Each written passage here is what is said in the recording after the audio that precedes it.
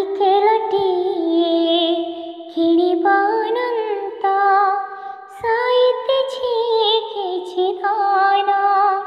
ଏ କଥା ଜାଣିଲେ ଗୋପବନ୍ଧୁ ବାବୁ ଅଧୀର ହୋଇଲା ମନ। ମନ କଥା ମନେ ରଖି ଗୋପବନ୍ଧୁ କହିଲେ ଅଭାବ ଭାରି।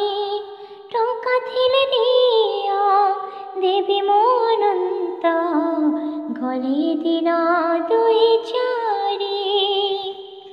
ଟଙ୍କା ଥଳେ ଆଣି ଥୋଇଲେ ଅନନ୍ତ ଦାସୀ ଆପଣଙ୍କ ପାଶେ।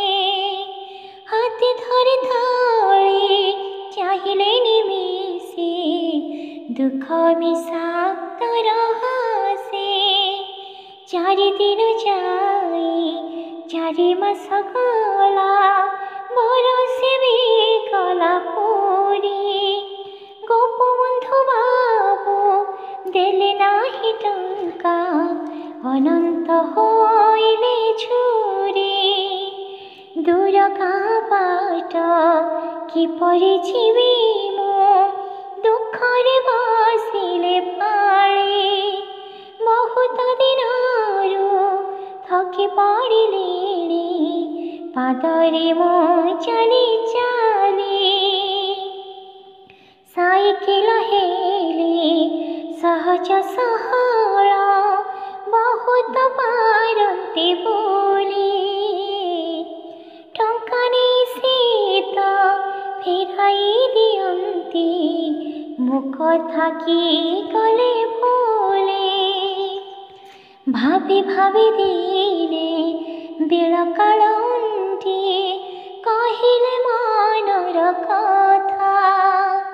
ଗୋପବନ୍ଧୁ ବାବୁ ହସିଲେ ଅଳପ ତଳକୁ ନୁଆଇ ମଥା। ତୁମ ଟଙ୍କା କଥା ଅଛି ମୋର ମନେ ଦେଇ ନାହିଁ ଜାଣି ଜାଣି। କଥା ଯଦି ମୋର ରଖିବ ଅନନ୍ତ ଏଇ କ୍ଷଣି ଦେବି ଆଣି। ବରଷା ବଢ଼ିରେ ଘର ଘର ବୁଲେ ଅପନ୍ତରା ବାଟ ଦେଇ। ପାଦେ ଚାଲି ଚାଲି ଭୋକିଲା ଲୋକର ଖବର ଫେରୁଛନେ। ସାଇକେଲ ହେଲେ ସଡ଼କ ବାଟରେ ସୁବିଧାରେ ଯିବ ଚାଲି। ଅଭାବ କେଉଁଠି କିପରି ଜାଣିବ କହିଲ ମନରେ ଭାଳି।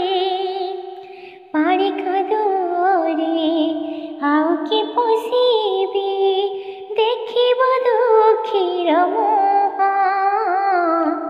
ବରଷା ବଢ଼ିରେ କିଏ ପୋଛି ଦେବ ଆକୁଳ ଆଖିର ଲୁହ।